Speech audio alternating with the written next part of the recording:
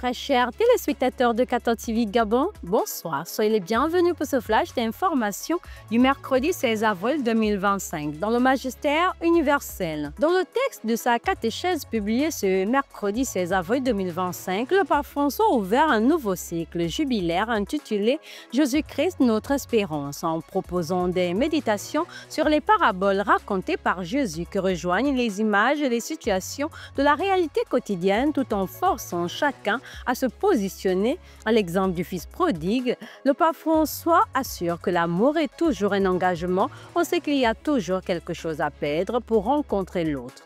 Avant de conclure sa méditation du jour, le pape François a proposé aux fidèles de s'identifier au deux fils de cette parabole et de demander à Dieu le Père la grâce de retrouver le chemin de la maison. Nouvelle d'Église, le jeudi 10 avril 2025 dernier, une conférence publique axée sur le thème « L'impératif de la bonne gouvernance pour relever les défis actuels » a été organisée à l'Institut des artisans de justice et de paix par les membres du Centre de recherche et de formation de la Conférence épiscopale du Bénin, CISA Cotonou.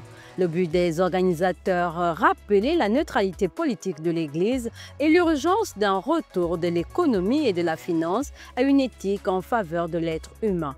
En effet, la question de la bonne gouvernance est un enjeu majeur en Afrique aujourd'hui du fait que sans bonne gouvernance, on ne peut parler de souveraineté, de justice et de paix, encore moins de stabilité politique, a relevé le directeur de cet institut, le père Eric Agenounou. Dans le magistère local, le mardi 15 avril 2025, comme il est de tradition en fin de journée, la messe chrismale a été célébrée aussi bien dans l'archidiocèse de Libreville que dans le diocèse de Franceville par leurs excellences Monseigneur Jean-Patrick Ibaba, archevêque métropolitain de Libreville, et Monseigneur Ephraim Johnny, évêque de Franceville.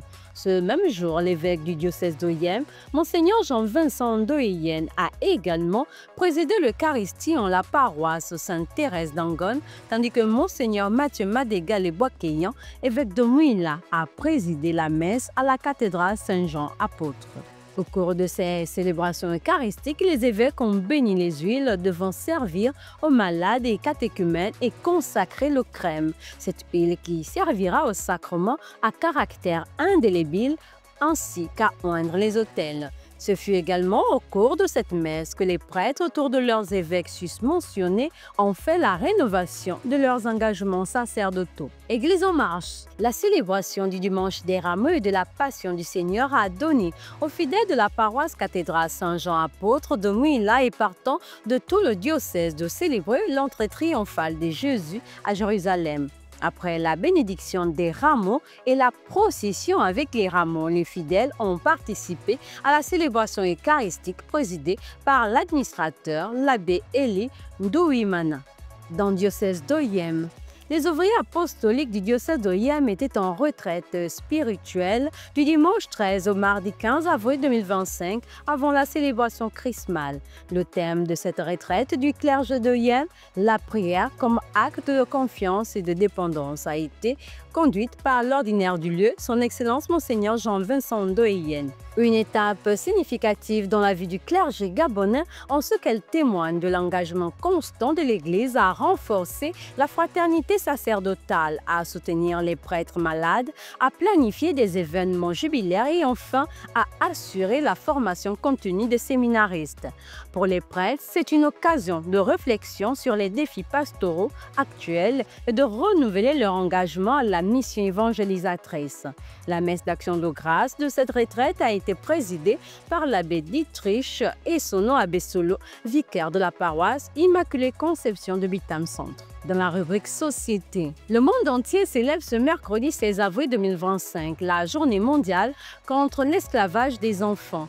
Cette journée a été instituée en 1995 après la mort d'un jeune Pakistanais de 12 ans qui avait tenté de dénoncer les mauvais traitements subis depuis qu'il avait été vendu pour rembourser une dette familiale. En effet, l'esclavage existe toujours et des millions d'enfants en sont victimes partout dans le monde. Aujourd'hui, le but de la célébration de cette journée est de dénoncer ces mauvais traitements que subissent les enfants afin de les combattre.